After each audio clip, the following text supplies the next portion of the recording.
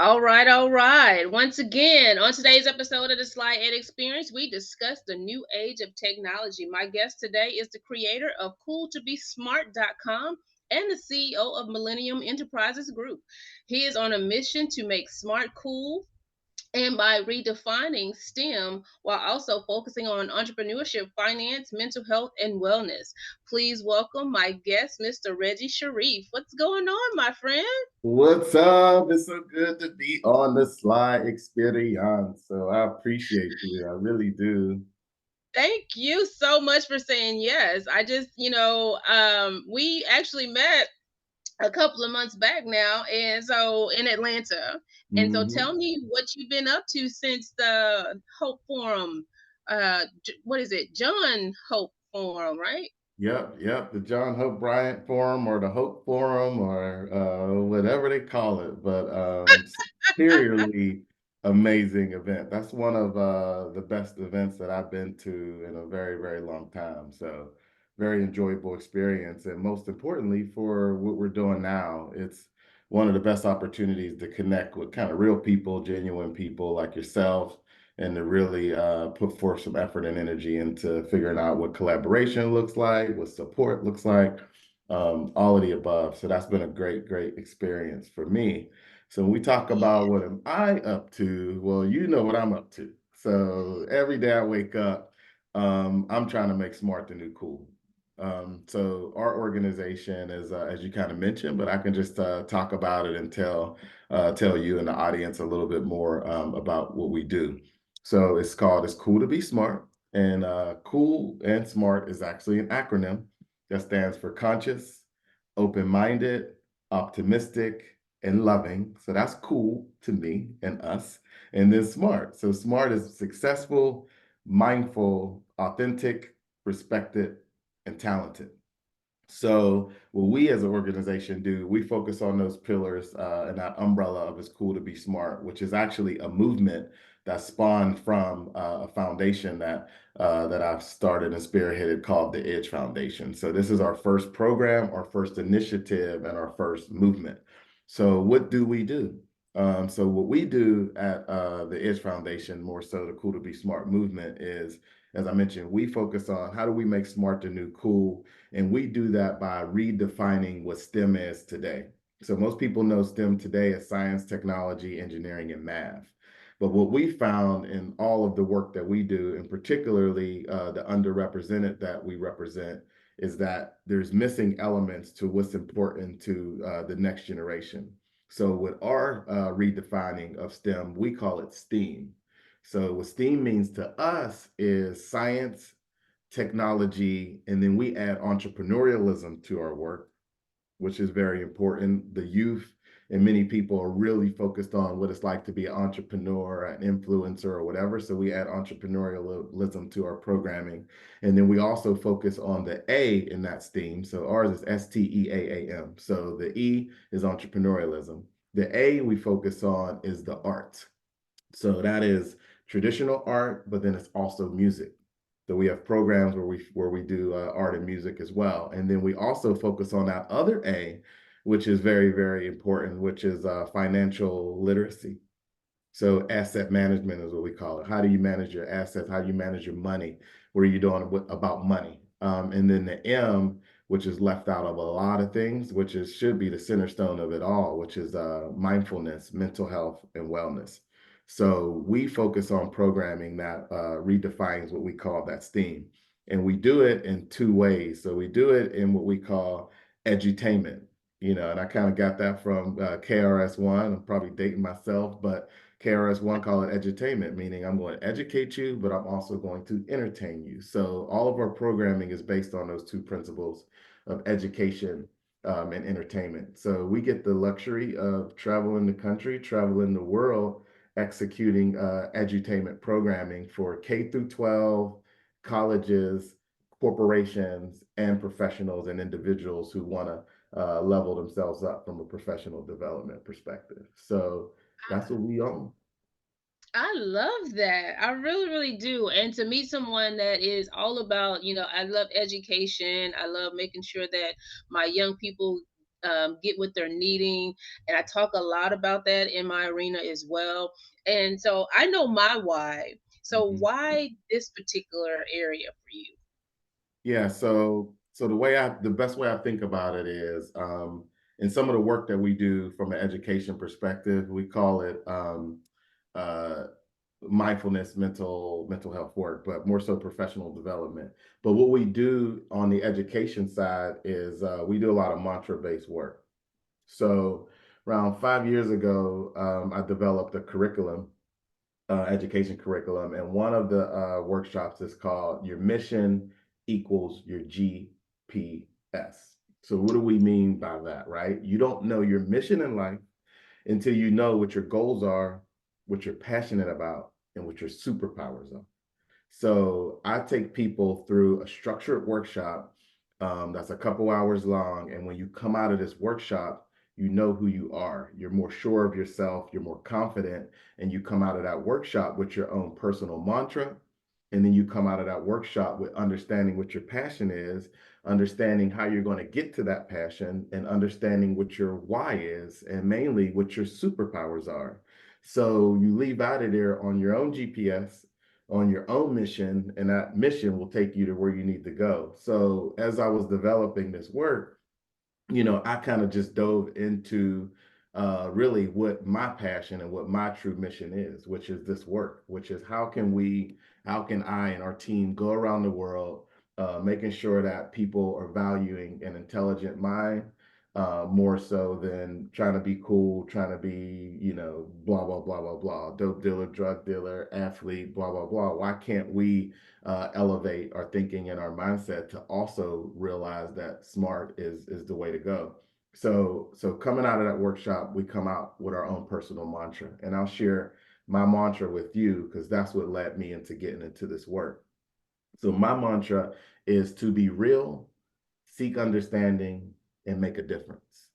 And REAL is actually an acronym that stands for relate to others, pursue excellence in everything that I do, maintain a positive attitude, live a life I can be proud of, learn as much as I can, and love unconditionally.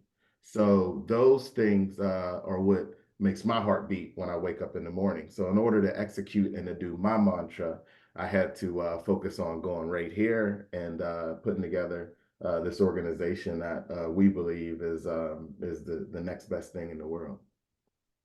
Oh my word. You know what? You make my heart smile.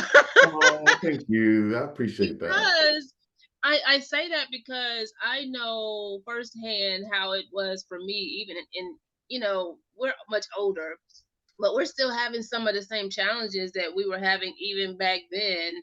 Not to date myself, but I do the work because I was in schools where you have the counselors that were there, but no one was physically present for kids. And it's still the same today. We may have one counselor to 300, 400 kids, Mhm, and the workload is a lot. So even the mhm. teachers are overwhelmed. They're feeling underpaid.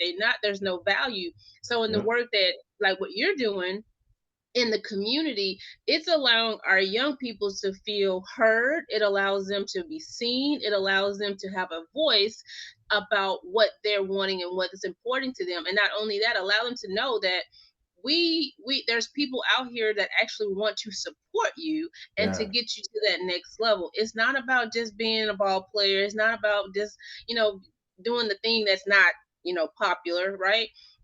Being smart is okay. Mhm, And so I know for me, I had to go and search for it. I had to want to be successful. I had to want to make mhm, sure that I received what I wanted to receive to make sure that I didn't become what they call as the statistic of my environment, right? yeah, And yeah, yeah, so when I hear what you say about the GPS and guiding them into the right path, I love that. I really, really do.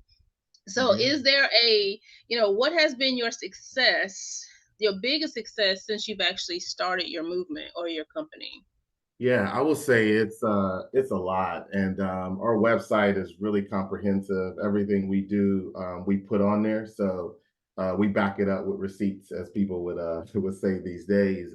So I would say there's a bunch, and I would call it in different pockets, right? So a lot of people think that this movement is more so on the K through 12, but is bigger than that, as I mentioned. So we have partnerships with K through 12, elementary programs, middle school programs, high school programs, but we also have college programs. So Clark Atlanta University is one of our partners. Tennessee State is one of our partners, and we're having a bunch of the conversations with other schools and institutions. But more importantly, what we realize is a lot of the work we deliver is to professionals and corporations. So we have agreements and deliveries that we've done for everybody from Microsoft to McKinsey to Citigroup, and we got a new partnership with McDonald's. So a lot of our programming is really focused on a smart mind all the way up. And what we had to realize is the initial part and the strength of this movement really started out on the professional side, the adult side, even more so than the kids. Because here's what you got to realize, like, you can go, and I'm sure you've done a lot of work in the community, and a lot of people have, but you can go today, you can go to that elementary school, middle school, and high school, and you can spend a day, you can spend a week, you can spend a year. But when you leave that classroom and that kid leaves that classroom and have to go home, you don't know what they're going home to. And if these adults aren't educated, and if these adults aren't on point, then you can imagine the difficulty that you see within our youth. So, for example, I'll give you an example. Some of the different programming that we do from youth all the way up. So the city of South Bend, they reached out to us and they said, can you come down and get our kids right, bring some of that cool to be smart sauce and swagger down to South Bend. So we said, perfect. So they said, we're going to give you students from all four of our high schools and almost around 150 of our students. We're going to bus them to wherever you tell us to bus them to, and you spend a day with them and, give them some sauce. So we put together a cool to be smart day for the city of South Bend, four high schools that they have. And within this day, we leverage all of the different programming that we have within our edutainment. So these students they come into a DJ. Like I said, we influence and put music into a lot of what we do. So they come into this room, they don't know what to expect. They just hear, oh, what's this cool to be smart thing about? And they step into this room, the DJ is gone, the energy is like out the roof. So before you know it, they start dancing, they're having fun, they start socializing, like all the things that we say that the youth today don't do, they actually do. They just have to be in the right environments and comfortable in those environments. So they come in there, we got music, we got DJs, we got all of that, and then we have our proctors and all of that. So the programming that we laid out for them is on the entertainment side of our business. It's Cool to Be Smart is also a documentary docu-series as well, and we could talk about that in this conversation. So we played an episode from the documentary that's about my life growing up and the people that have crossed my path and the difficulties and the trials and tribulations that I went through. So we played a screening. Then we had a Cool to Be Smart discussion and conversation kind of workshop. And then we bridged that into a panel to talk about education and the value and importance of education. So we did an HBCU panel for the students as well. We had a bunch of professionals across different HBCUs. And then we kind of closed it out with a question, answer, just fun and exciting time. So they spent around half of a day with us. So that's some of the programming, right, that we do, on the K through 12 side. So that was our high school program. We also have a program where elementary schools, right? We sponsored an elementary school called Bill Arp Elementary. And within the Bill Arp Elementary School, we had a program that lasted a year that prioritized being smart.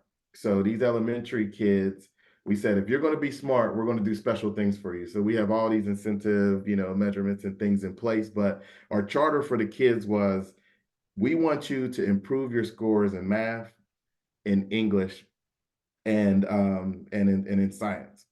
So these students at the end, and we said, if you finish this program, we're gonna have something really special for you. So if you look on my site under our edutainment services, we gave the students a grow and glow party, and we did a grow and glow party for any student that improved their test scores. Do you know that half of every student that went through our program improved their test scores in math or reading or both? Wow. And That's then we amazing. celebrated them in that grow and glow party by grade, and gave them all, some time. And then we awarded them, rewarded them. We all gave them cool to be smart bags, encouraging them that smart is absolutely the new cool. So that's an elementary program. And then I'll talk to some of our corporate programs. So Tennessee State, they brought us in to do keynote speaking. So I did the keynote speaking for the national conference for TSU, National Alumni Conference, for probably around 2,000 students. And I delivered a keynote address that's called "It's Cool to Be Smart," and it's about 18 principles to success. So literally, from a 20-year-old that just graduated from, college, all the way up to 80-year-old alumni, was able to deliver some of this material. So when you say long-winded answer, but when you say, what are the things that we're most proud of, it is being able to deliver education, curriculum, knowledge, game, sauce from K all the way up through professional. And I think there's very few organizations that can do that. And we're proud that we have the capability and the work to be able to do it. I like you should be proud of that because you're touching the surface on all areas. And I always go, what I have is my 4 stages. And so with every stage comes an opportunity. With every stage has their well, yeah, the opportunities to make sure that they are getting to another level. So, you have your eighth graders. So for me, I always speak about transitioning. So when you're going Mm, from eighth grade to high school, there's a transition there. When you're coming from high school to college, there's a transition there. yep. So you have to know what that looks like because in everything that we do, in the beginning, you're afraid to do something or you're nervous about doing something, but knowing that you have a guide, like what you say, your GPS, to make sure that you're successful, to basically have those conversations on what that looks like, and you're hearing it firsthand, it changes the perception of a young mind. And Hmm. mindset, we talk about that in the coaching world a lot, about making sure that your mindset is on the right things.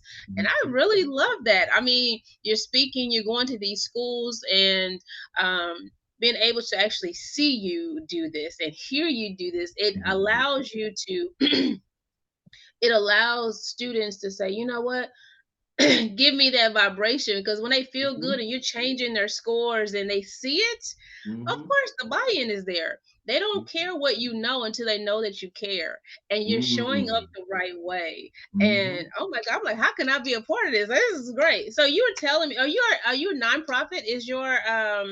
Are you nonprofit or for profit? Yep, nonprofit, and then the work we do, of course, is revenue generating, and then that money goes back to the nonprofit, so we can continue to execute and do our work. So the It So Foundation is the cornerstone. when you first got started, because I know a lot of people that want to get into this type of work and they want to get back to their communities and schools and all those type of things, where there's some pushback, or what were some of your challenges in the beginning? If Yeah, it so all Yes, I'll be honest, like, we didn't really have any challenges to get into the game. The challenge is really monetary, right? It's the money. And how do you operate an organization, with starting out with $0. So we had to self-fund, the whole, organization through advisory board members and or people that believe right in the mission. So if there's a challenge, I would say financially is a challenge. If there's another challenge that I can say, maybe opportunity, it is everybody thinks that this work is free. When you're doing education-based work and look, you're not your head and you're working with kids and things of that nature, everybody think that, oh yeah, can you guys just come and, deliver your work to my school? The request and the list is very, very long, but they don't realize that in order to get those things done, right, it requires money, it requires funding to be able to do it. So I would say those would be the two things that I would think of as a challenge. But the more so of the challenge, which is actually a serious, big, large, hairy opportunity, I would call it, is that this work is so accepted and appreciated that there's not enough of us. So we're working to train the trainer, to build out the capacity to be able to scale, because a lot of the delivery is amongst our small team, and the interest is very, very large. So those would be the three that I would consider that would be challenges, but really good problems to have because the adoption of the work is real. When we meet with these students, right, for the South Bend, we do questionnaires and we'll ask them, a bunch of things. But what do you think about college? Do you think smart is cool? What do you value more, being smart or being cool? What's your GPA? What would be your top career fields if you had interest? Select the top three. So we asked them all these questions. And from our data, what we realize is that's why we started to focus on the E and the A within our work. A good portion of the kids want to be entrepreneurs. They want to be in music. They want to dance. They want to be influencers. They want to be artists. They want to be rappers. They want to be everything but some of that science and technology that everybody wants us to focus on. So we find creative ways to drip the science and technology into our work when we also drip the entrepreneurialism, the art, the music, and the rest of the stuff in there to make it a little jambalaya so they're not just force fed. Here, go do some coding. So the students, like coming out of those questions, they're like, I don't know about college. We'll ask them about HBCUs. I never really heard about an HBCU. We'll ask them what do they want to be, and we just talked about those things. The majority of it is on the art side, and then we take that data, and that's the pre-questionnaire, and then post-questionnaire after our work. We say fill out the post-questionnaire, and then we evaluate the pre and then the post, and then they come out of there like, I didn't want to go to college, but shit, I want to go to college now. I didn't know about an HBCU, but I want to go to HBCU now. I thought about this career field, but I am a smart person. Maybe I need to utilize my brains and things of that nature. Maybe I don't need to be shy anymore. Maybe I need to start coming into class like, what? I am smart, and you got a problem with it. So we get a lot of information and data points from the things that we do, which makes it really, really valuable and special. So when we couple all of those things together, that edutainment, that's our secret sauce. That's our intellectual property that we haven't seen anybody in this industry do, is to be able to couple those things and still be able to reach people in a super significant way. And it's been special for us. I do agree. I know in the beginning of my of my journey is like I wanted it to be a nonprofit, and then of course I always felt like your mission, your goals, and your vision, you can't sell it to anybody else. God gave it to you, right? So it became one of those things I had to I felt myself selling the buy-in on why you should actually help kids or why you want to be on the board or be a part. Mhm. And I had to realize really quickly that, you know what, I'm gonna have to do this a totally different way. Yeah. Because yeah, you have a team and you still have over it's still a business. And Hmm. so when you go into this whole situation of education, like it, like what you just stated, um, it is costly because you still want to give your time and you still have to be the voice of your business, but you find it challenging of being able to say, hey, these are funds. But I did realize really quickly that the funds are there just about making sure the timing is right. Yeah, and I'm looking for, like you, grant writers, people that can go after and get funding for those kinds of initiatives. Like we're working on our own, pursuing those things now, and we don't really have the skill set in it.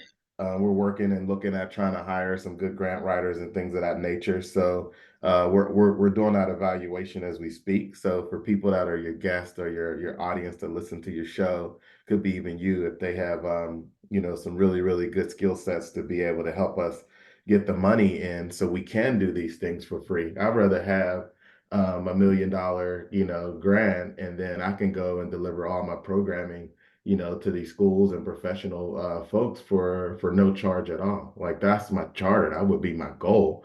But we're Yeah. not there at the moment. It'll come. It definitely will come. As long as you're like right now, you're sowing, right? You're sowing, and when it eventually it reaps and it comes back to you. So I think as long as you continue to put your feet to the ground, Hmm. doors will open up. And I think meeting you, I always say it's not by chance. You always meet people for a reason, Hmm. and I know that. I have been preaching and teaching about education consulting on a higher level. And Mhm, it's mhm, very important. Like what you said, exposure. The reason why our kids want to be artists and musicians is because that's what they're exposed to, especially our mhm. particular ethnic group, Yes, right? yes. So other cultures are exposed to being doctors and lawyers and engineers Mhm, because that's what they see. And for mhm. our kids, it's a lot of sports. We talk about basketball and football, so that's what they're exposed to. So the Mhm. more exposure to science and engineering and math that they have, then they're embrace it because it is not just a fear. We Yeah. fear what we don't know. And if Yes. they're not aware of it, of course they're going to shy away from it because thinking I'm not good enough. Yeah, so when we bring in, for example, you can imagine, so I've been in corporate America for, 23, 24 years, in the tech world, and then I've met a gazillion of amazing people due to, my acceleration and growth through those companies. So we bring this talent into these rooms and into the classroom for these students and these folks to be able to see. So they're looking at, a software engineer the first time that they've ever seen one, right? They're looking at a female architect that has designed buildings for stadiums. They're looking at, rocket scientists. They're seeing, chief operating officers and CEOs that, that look like them. And they're blown away. They're like, yeah, I never saw a software engineer female with braids. They're like, she looks like me. Me, yes. You never saw an engineer that's a coder with dreads, lots. So they're seeing these folks. They never see somebody like me coming in with a gold chain and some J's and a fedora hat, and some glasses with drip for days, me. But and then they're like, hold on, you're really cool, but you're a smart guy too. Like, I didn't know that, that those things can coexist. And then when we talk to people that are non-African American, like you said, those kids, a lot of them are like, what do you mean? Yeah, smart has always been cool to me. Right. And then Right. it's like, wow. So tell me, what? Cause I know that you come from HBCU. You are an engineer yourself. You have a degree in engineering. So we're not just talking the talk. You're actually talking and walking the walk. For And sure. I have 4 degrees as well. And I'm Mm. not gonna hold it again. I know you actually went to TSU. I'm not gonna say that. Everybody loves TSU. Come on. Everybody, okay, I'll give it to you, but I'm not a TSU grad. I'm a PV grad. However, um, We all make mistakes. what do you say? We all make mistakes. Oh my word. Okay, okay. So this is my thing with that. So I'm in a lot of inner circles and even with entrepreneurship, and it saddens me. What are your thoughts on when people say now? I know that college and universities are very expensive, and it seems as if we're pushing kids. The conversations are like, oh, your education won't be it's not looked at as value. It puts you in so much debt. What are your thoughts on when people say, education or going to a college or university isn't worth it? What are your thoughts on that? Yeah, like I kind of have mixed feelings about it. And being in the corporate world, the degree was always the center point for, being able to get inside the walls, inside the doors of these corporations. So it forced everybody right into, having to get a degree in order to be, employed. And when they do that, you literally cut out a significant part of the population, and particularly underrepresented and underserved, because sometimes we can't go to college for a myriad of reasons, So from a corporate perspective, it really blocked us and locked us out by having a degree requirement. When you and I know, in my 23, 24 years, I can teach a high school student how to do a lot of that work that that these professionals are doing with a Harvard, Georgia Tech, or whatever kind of degree. So part of what I say is that I don't think a degree is necessary. There are people that are pounding away at you on YouTube or learning how to be a coder through trade. There are people even when I grew up that could be a beast with their hands that we know can be, architectural engineer, building buildings, innovating products and things of that nature without having a degree being a barrier to them. So part of my discussion is, our statement would be, I think it's fine. And now you'll see corporations moving into, the world of saying you really don't need a degree now for this job. They're actually removing it from their requisitions now and saying we just want the experience and or we want the skill set. So part of my brain, that's why I said it's mixed, is that boom, you don't need one, right? But the other part of my brain says, but you should get it. And for the myriad of reasons, not just for the education, but my experience at my HBCU, Tennessee State University, was more than education. So it taught me leadership. It taught me how to network. It taught me how to collaborate with people. It taught me how to grind and how to fight and how to persevere, like all these things outside of the education. So I think it's a valuable experience. I'm always going to promote, college as the number one option, but I don't think it's a required thing for someone to go have to get a college degree just to be employable. So so that's my thoughts on that topic. I know it's out there in the ether, but that's how I feel. Yeah, I do agree. It's yeah, I can't say I'm on the fence, but I see both sides. I totally Mhm. do agree. But I also feel like at certain points of the experience is needed based off of the child or the student, because sometimes you still need that, because going to a university allows you to know who you are. You become who you want to become, Mhm. without the your parents, or you have to stand on your own 2 feet and make your own decisions, and you learn a lot through that process. However, I Mhm. do understand too, it does not take 4 years to do something. And sometimes certain things are obsolete, in like in engineering or the AI space. Uh, by the time you actually graduate, what you've learned in 4 years is no longer the case. Obsolete. Yes. Yeah. So it just depends on, I think sometimes we have to say, okay, well, do we need to redefine our institutions? Like, okay, we need to be quicker, faster on the information and the knowledge that we're sharing to make sure that the value is there. And I think that's Mm-hmm. what the conversation needs to be. Yeah, So, yeah, yeah. And real quick, so and when you talk about tech, right? You just mentioned it. Whatever that you just learned is good portion of that is obsolete once you walk across that stage. mhm, Like at Microsoft, right? That's one of the companies that I worked for. Our technology changed every 2 months. Like the adoption and the new services that were coming out in our cloud division, some of it was every 2 weeks. So, the things that, you learn and that you have to learn, and some of it is new to everybody. That's why once you get in the door, all you need to do is have a aptitude to learn. I call that learning agility. If you have some learning agility, which is the ability to want to be what we would call a learn it all and not a know it all, then yeah. you can knock over any door. So yeah, so to me, again, there's people out there that I know and that I meet, and they're like, no, I'm not going to college, or I tried it and it was a waste of money for me. And then it's like, hey, but you do have to realize that the system is set up for college to be a key staple. So when you make that decision to not go, you're inviting yourself to have a harder life and experience and road by not doing it. So that you got to be willing to take that smoke if you don't want to go to school, is the way that I see it.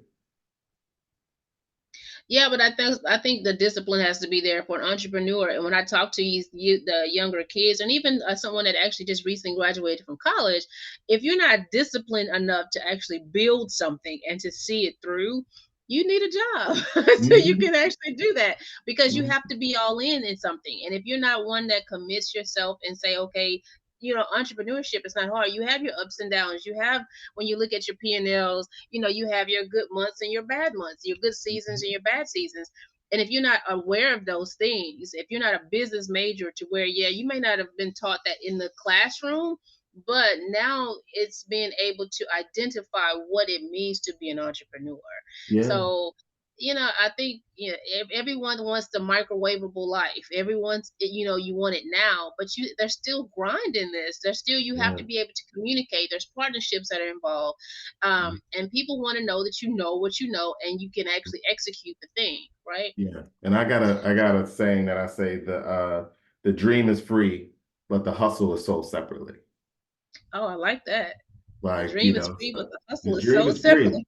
You can dream all day you want, but Yeah. if you ain't got the grind and you ain't willing to get out there and get after it, you're gonna have some trouble. And I've been polling like students that have recently graduated, right? I've been to several graduations. I'm on the foundation board for Tennessee State University, so I go to the majority of the graduations. I was at one of the last graduation, and I was just polling the students, like, so what's next for you? This got to be an exciting thing. And at least 40% of them did not know. I'm saying like 40%. Like if I talk to like 20 people, like a few of them were And it like, may actually be higher than that, and they just weren't honest. They don't want yeah. to tell you that they don't know. Yeah, yeah. So a good portion of them, I'm for real. They were like, I'm not sure yet. I'm gonna take a break, and I'm giving some thought. I'm like, so you don't have a job set up?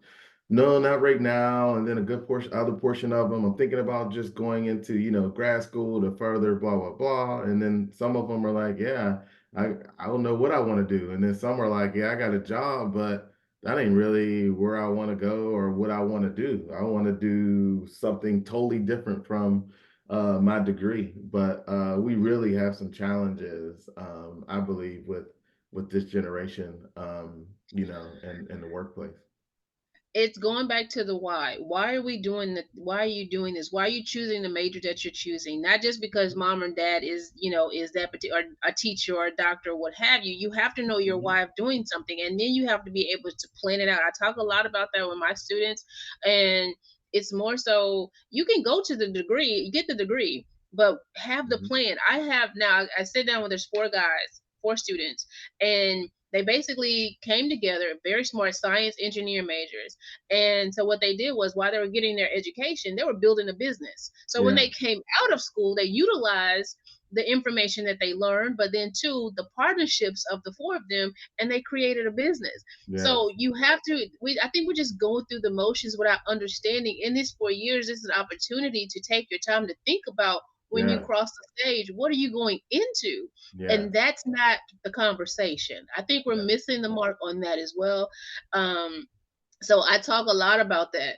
And when my 11th and 12th graders, don't just go to the school, don't just be there, do something about it. Make sure Yeah. that if you're going to be a business major, are you interested in being an entrepreneur? Like you said, finance right now is huge. We talk about life insurance.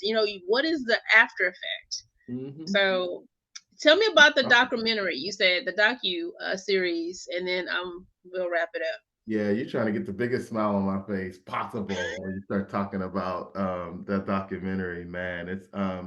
It's so powerful. So let me find the best way to explain it. So it's a 6-part docu-series, and the Okay. documentary is called "It's Cool to Be Smart." And what it's about is my life and the amazing people that have crossed my path that are cool, smart, and or both. So we talked about that exposure. We're providing visibility and exposure to some of the most amazing people in the world, right? That are really, really handling their business in a super dope way.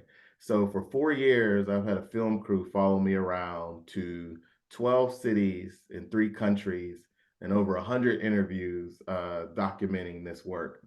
So six episodes. So follow me really quick. So the first episode is about my life and the people that cross my path. So I have people in there from family members to my fathers and mothers and teachers and mentors, and friends that have crossed my path that have impacted me or I've impacted and shaped, who I am. So that first episode is called Homeward Bound, and it's about growing up in Pittsburgh and what that experience is like. Then we go from that episode to the next, which is I left Pittsburgh, where I'm from, and then I end up going to college at Tennessee State University. So the second episode is called HBCU Pride, and it's not TS Me, is TSU. So it's like a two-part episode that's about the importance and the value of education, the importance and values of HBCUs like Prairie View and Tennessee State, and Grambling and all the other amazing schools. And then it goes into the why of why we need our HBCUs, the value, the importance of them, and then what we call the 7 C's of HBCUs. And it's a bunch of them, but how they keep you connected, how it's the camaraderie, how it's a world-class education, stuff like that. And then it goes into it's not TSME, it's TSU, which is then it's my experience at my HBCU, which is Tennessee State. And then the people that have crossed my path, the things I learned, the trials that I've been through, the successes, all of that is baked into what that college experience is like. So super dope. And then the next episode is called It's Cool to Be Smart, which is now it's me as a professional. So the people that cross my path as a professional, coming out as a software engineer, and then moving into entrepreneurialism, and then moving into philanthropy, and then moving into music, and then becoming a father and becoming a husband. So that journey of me as a professional. And then there's 3 more episodes that focus on, real life things and experiences. So the 4th episode is called Stamps, which is called Getting Stamps on Your Passport, about the power of travel. So it's like, if you see more, then you want to be more. So get out your neighborhood, get out your city, and go see something different, whether it's domestic travel or international travel. So we chronicled our experiences in Costa Rica and some of my favorite places: Costa Rica, Colombia, Brazil, and then we got experiences throughout other beautiful cities like Texas and Atlanta and all that cool jazz. So that's the 4th one. The next episode is called Boss Moves. So it's about dope folks making boss moves that are doing significant stuff in their life, that have been through some things, and they're cross industry. So it can be everything from somebody in film, somebody that's in engineering and software engineering, all the way down to people that are in education, finance, etc. So we cover, a wide variety of folks across a bunch of different industries making boss moves. And then the final episode is called Invincible, which is how do you go from being invisible to invincible? Like some of the folks like you and I, we've been in these environments, and particularly myself, where I'm the only Black African American in the room. How you gonna show up? How you gonna do what you do? We talk about a specific experience that I had when I was in Seattle, where I say people don't look at you, they look through you. So they almost make it seem like you don't even exist Right. until they need something or until they want something from you. So we talk about what that experience is like for men and women that are in this corporate world or this professional world trying to get through. So super excited. So those 6 episodes, we did 3 private screenings in theaters in Atlanta and sold out each theater each time, their biggest theater. So super proud of the work. People love what we're putting down. We'll be going to networks this upcoming year in the next quarter to get it landed on some major distribution networks, as you can imagine. So super duper excited and proud to be able to put that vision out of it's cool to be smart to the world, provide that exposure to some amazing people that in my life that I know that's going to really impact others, and then to be able to tell my story and leave my legacy to the world at the same time. Oh my word, that is good. It's Oh crazy, my goodness. crazy So though. you're doing the doggone thing. So okay, so you started that in Atlanta. So I mean, Mhm. so you're working on it to get it mainstream. Is that what I'm hearing you say right now? Well, it's actually being developed here, and my production director is he actually lives in Indiana, but we develop it in all these different cities because they're traveling around with me, but the editing is being done in Indiana. So we're here in Atlanta now, just because that's where I live. But Yeah. we travel, the world for this project. So yeah, so our screenings, we did the private screenings here, and then we're going to do 3 more private screenings, maybe 4. We're going to do one in Nashville, and I'm going to show the Tennessee State HBCU episode on campus. which is super duper exciting, as you can imagine. And then we're going to do one in Pittsburgh. I got to close it out in my hometown. And then we're also looking at New York or LA, or Texas, or all the above. Are you in Texas, right? I am in Texas. I was waiting for you to say, okay, like, hey, I'm Yeah, right I down the mean, so I street. got folks that are in Texas that are like, bring it here, bring it here. I was like, well, Yes. if we got the audience, like, we would love to do, a private screening for you guys in Texas. So maybe that's our action as we close out eventually, that we can pull together maybe some of my professional development stuff that the organization does for your folks or your audience, and then to do a screening. Like, that's my charge. Like, what Well, can we then that's do? the thing. You got to bring it back full circle. I mean, you left TSU, but if you bring it back to TSU, and then that'll be great. You can actually close it out there. You have to come to Texas. That has to be on your list. It Yeah, makes sense. so I mean, people are saying it, so I'm like, I got some folks there, but I'll need some of y'all to, to show up for me and say, yeah, if you bring it here, we can fill up a theater, and make it happen. So it's like, can you imagine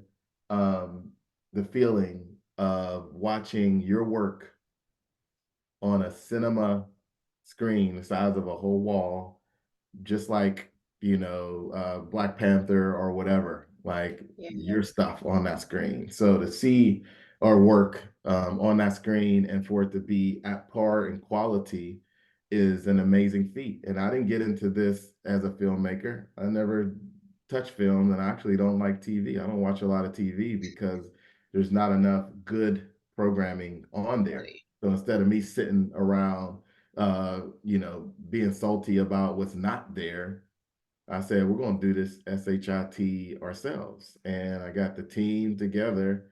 And for these 4 years, we've been building it, and it's been all self-funded by myself. So each episode is over 30 minutes long. So you can imagine this is like 6 films. And most of this work I did all while working at corporate America, which is it's really impossible to do. I gotta be batshit crazy, but we were able to make it work because the passion was running the energy. But it's a beautiful That thing. just goes to show that you're tapped into what God has placed in you. Yeah. Period. If you have to be able to sit down enough to listen to what it is that He is guiding you, the job is just a thing.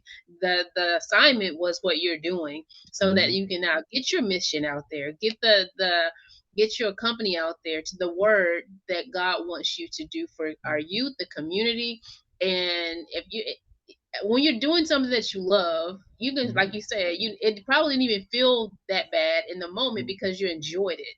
And now Mhm. that you can actually see you reaping the benefit of your time on a screen, that's amazing. Yeah, That's this is great. 20 hours a day for 5 years, doing the corporate thing at Microsoft from 12 hours, coming home, being a family guy, taking care of my 2 amazing kids and wife. And then we finish and part ways after we got to do our thing, we eat, and then pounding away from editing and traveling and all of the stuff with the project for 5 years. But it brings to bear a quote that I use in the professional development work that we use, where I say most of the shadows of life are caused by standing in your own sunshine, which means if you get out of your own way, those shadows go away. So don't talk about it, be about it, and get out there and do it. So get out of your own head, poke that head out, and get out here and get after it. So after all of those years, as I mentioned, we talk about passion work, and then it's this full circle. 23, 24 years in corporate. My last role was an operations executive for Microsoft, responsible for standing up the Atlanta office of 2,000 plus employees. I left in June and retired from corporate America so I can do this work full time. So I can live that mantra that I mentioned to you full time every day. So to have the ability to wake up every single morning, recite my mantra when my feet hit the floor, and to go off and get after it every single day, which is to do this and to put this on the same, lane and vein of the energy and the effort that I put into corporate, I know it's gonna fly. And with people like you, that's around that are seeing the value of what we're trying to do and saying, hey, Reggie, let me give you the platform to speak your truth.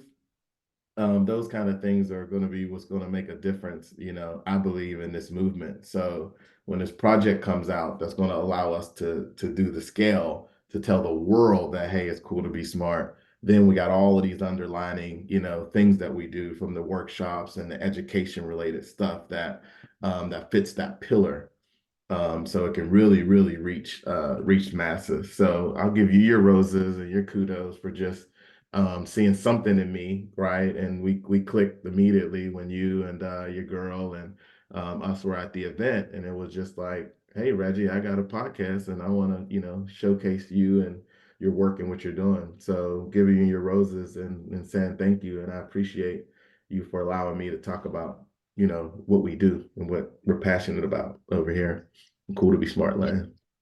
That was the easy part. I think, like I said, when I stepped into the conversation and I just heard all these good things, and you showed me the video, and you have all these kids that look like us, and they're excited about your message, and they were excited about you being there, your presence, your energy.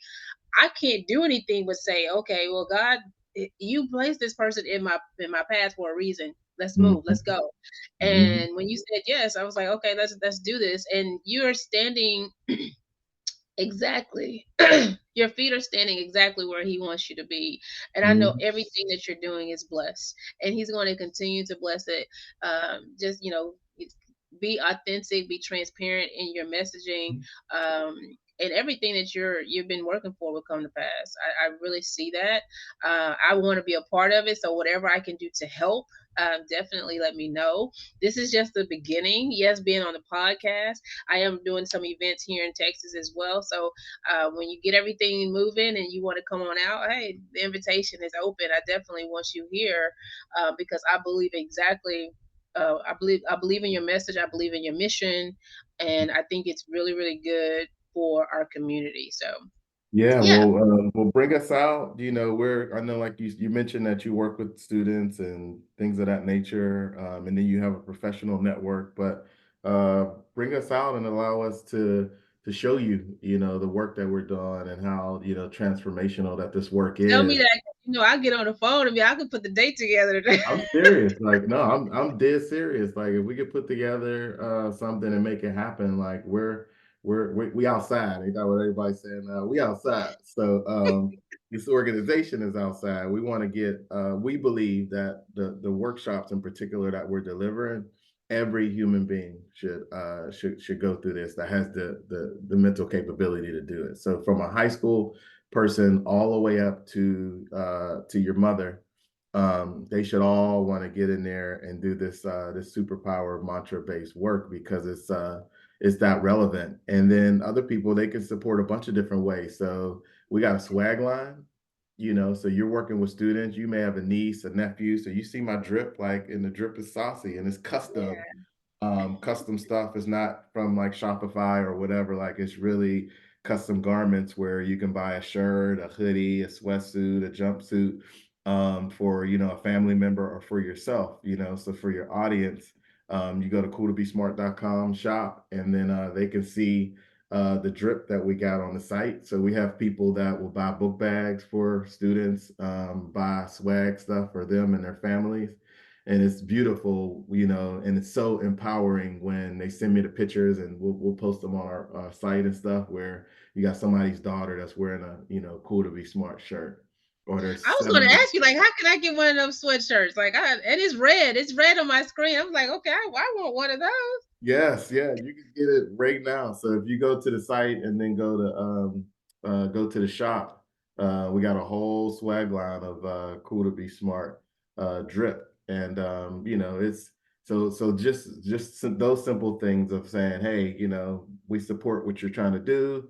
Let me grab some shirts. I've had a gentleman that runs a program, and he bought 50 shirts for his whole organization, his whole group. I got corporations that will buy 50 or 20 shirts at a time, and then they'll give them away to employees. They'll give them away for giveaways and gifts and things of that nature. And then you got these backpack drives and all of that. Like, why not empower these kids and empower yourself when you wear it? When I wear this stuff, I swear to God, I'll be in the airport and and I used to be like, why are people staring at me? You forget. Yeah, I'd seriously be forgetting. And sometimes it's like, okay, because I may get a compliment on something, and then they'll just stop me. They'll be like, I really like what your shirt says. That's really, really powerful message. Thank you. So sometimes it's just something as simple as that. So anyway, there's lots of ways to support us, but I would say on the professional development side, we out here, we in these streets, we want to deliver this work everywhere. We believe it's foundational, and then the support can also come for the swag and the different things that we have, and bring us out to your school, to your group, to your organization, and we're gonna make a difference before we leave. And when the documentary comes out, better be tuned in. I Better want to be get there. my hands on. You got to let me get my hands on that. So before we go and wrap up, Yes. so if somebody's listening to this podcast, they're Yep. inspired by what you're doing, what you've said to them, and they like give something encouraging words. If they want to do what you're doing or they want to get involved, like give some encouraging words to the person that's listening real quick. Yeah, so the encouraging words that I would say to everyone that's listening to this podcast, I would say a few things. One, I'm gonna give you some more quotes. Uh, so one of the quotes would be, "A turtle only makes progress when he sticks his neck out." So what I'm saying is, again, get out your own way. Some of you may have been in a situation that I was just in, where I'm in corporate America, I'm fulfilled, it's paying me, but I know there's some yearning passions that's built into every single person. And I think every individual, once they find out that they're here for a bigger purpose, I think everyone should be exploring that purpose. So that would be number one. Two, I would say find a passion and get after it. Three, I would say don't just jump out there, because when I jumped out and retired from corporate America, you can just imagine. But I got 100 emails and phone calls, and people were like, "I'm ready, like to go too. Like, let's talk and tell me how you did it." Here's what I would say: double dip first. Because when you get out here into these streets and you want to be a full blown entrepreneur, it's going to smack you real quick where you don't have money coming in. So I have been able to double dip. And when I say double dip, that is using your 9 to 5 to fund your dream. So I've been able to double dip for the past 18, 19 years. So I've saved all my commission checks from my real estate business that I have. I've saved my commissions from my 9 to 5, and that's how I've been able to fund the documentary. That's how I've been able to fund the foundation. That's how I've been able to fund, the organizations, because they're going to take capital to run. So I would say, if you're interested in taking that leap and that jump, double dip first and put the plan together to be able to set the tone there. And then the last thing, if you want to keep hearing, I keep going, but I got one more. The other thing I would say is always test your market value. First company that I was at did extremely well. And my mentor always kept saying, you better test your market value so you can see if you're really hot in these streets, right? If you can see if somebody else wants to hire you and give you an offer. And you will find that it's a very enlightening experience. One, you may find out that you ain't as hot as you think you are. One. Right. Or two, right? You may find out like, yo, like, there are people that really, value my services and my capabilities and what I can bring to the game. So, because when I made that decision and jumped from my first company, Lockheed Martin, to Microsoft, I doubled my salary, and it changed my entire life. And then I lived off my first salary, and then the double of the salary, I just popped in the bank and let it roll. So that allowed me at the age of 40 to go completely debt free. So that's what took my wings off and allowed me to really, really get out here and get after it, because I've had that seed capital, I had the money, I had the plan, I had the strategy all in place. Now all I got to do is go out here and execute it, and do my passion's work. So said a lot there, but I'm hoping that there's something within one of those gems that your audience can take away, and would love for them to support our work. Cooltobesmart.com. Cooltobesmart.com. Reggie, Shareef, thank you Hmm. so much. This has been another great episode of the Slide Ed Experience, where the successors lead you through education and determination. I am your host, Latasha Slide, and your girl is out. Have a great one. Peace out. It's cool to be smart.